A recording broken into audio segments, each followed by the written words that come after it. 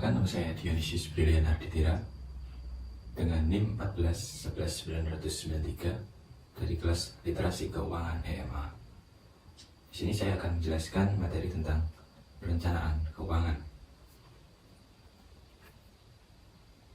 Yang pertama, perencanaan keuangan pribadi adalah suatu proses mengatur keuangan individu untuk mencapai kepuasan ekonomi pribadi. Proses perencanaan ini dapat membantu individu dalam mengontrol kondisi keuangannya. Setiap individu, keluarga, itu memiliki keadaan yang berbeda, sehingga dalam merencanakan keuangannya selalu berdasarkan dengan kebutuhan dan tujuan yang tertentu.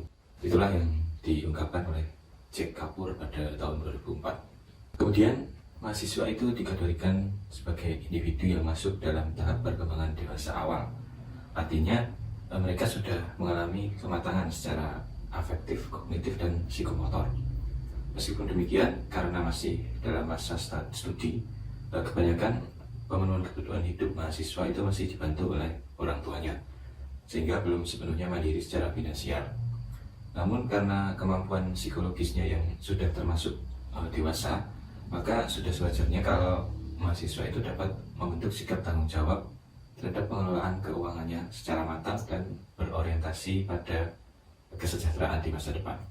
Itulah yang diungkapkan oleh Harlock pada tahun 1953. Selanjutnya adalah tentang kebutuhan dan keinginan.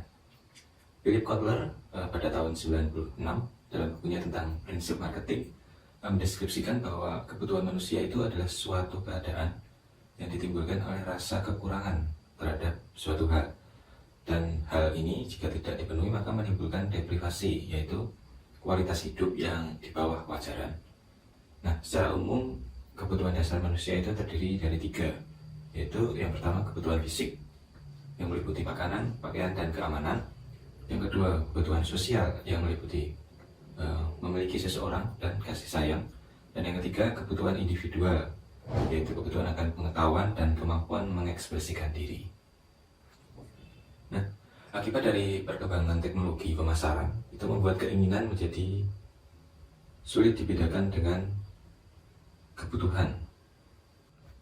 Karena di sisi lain, keinginan itu merupakan suatu pengembangan kebutuhan yang dibentuk oleh lingkungan, budaya, dan pengalaman pribadi masing-masing individu. Semakin banyak manusia terpapar oleh informasi dan beragam objek, maka akan semakin banyak keinginan yang timbul. Manusia itu memiliki kebutuhan yang sempit, yaitu kebutuhan dasarnya. Namun, di sisi lain, manusia juga memiliki keinginan yang tak terbatas. Nah, para marketer di sini berlomba untuk membangun persepsi yang menggiurkan tentang produk-produknya, yang membangkitkan keinginan dari konsumen untuk membeli barang mereka. Nah, menurut Kotler sendiri, itu diungkapkan bahwa perkembangan dalam ilmu marketing telah membuat masyarakat itu menjadi sangat berkeinginan pada kepemilikan material. Manusia itu menjadi sangat materialistis. Manusia itu terkadang pencapaiannya dihargai berdasarkan misal seberapa mahal mobilnya, seberapa besar rumahnya, atau seberapa mahal pakaiannya. Itu terkadang lebih memandang dari sisi tersebut dibandingkan pencapaiannya secara kemanfaatan dalam hidupnya dan lingkungan sekitar. Nah, kebutuhan yang dalam artian jika tidak dipenuhi dapat mengganggu kualitas hidup, itu bisa diutamakan di atas keinginan yang bersifat hanya menyenangkan saja jika dipenuhi. Dan jika tidak dipenuhi, itu tidak mempengaruhi kualitas hidupnya. Maka dari itu, kita sebagai mahasiswa yang sudah bisa berpikir dewasa, diharapkan mulai membangun kedisiplinan yang dapat membentuk gaya hidup dewasa selanjutnya.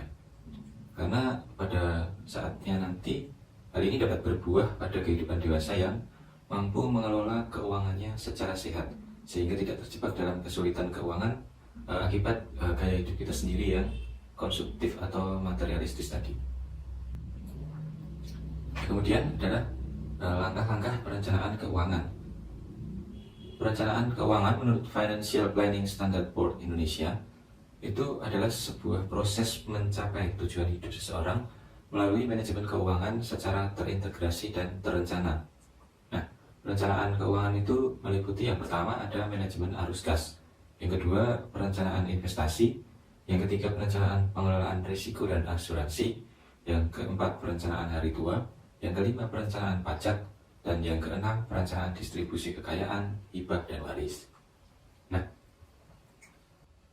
dari langkah-langkah perencanaan keuangan tersebut menurut Jack Kapoor pada 2004, itu terdapat 5 langkah dalam melakukan perencanaan keuangan individu, yaitu yang pertama, menentukan kondisi keuangan individu saat ini. Di sini, setiap individu perlu menentukan kondisi keuangan individu pada saat ini, termasuk penghasilan dari pekerjaannya, pengeluaran, hutang, dan juga tabungan. Yang kedua, membuat tujuan keuangan individu. Tujuan keuangan individu dapat bersifat pendek, menengah, ataupun jangka panjang. Nah, tujuan keuangan ini tentunya tidak sama antara individu satu dengan yang lainnya. Yang ketiga, membuat beberapa pilihan untuk memenuhi tujuan keuangan individu tadi.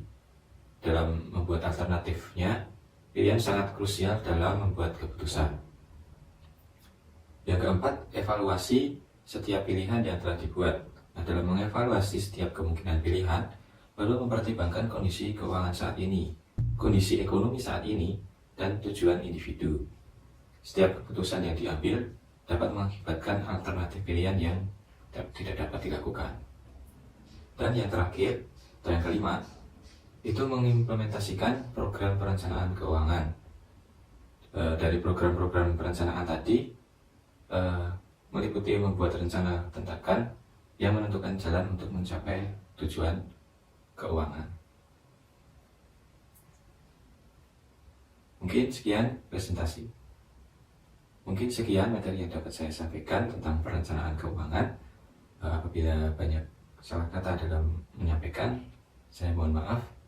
Sekian dari saya, terima kasih.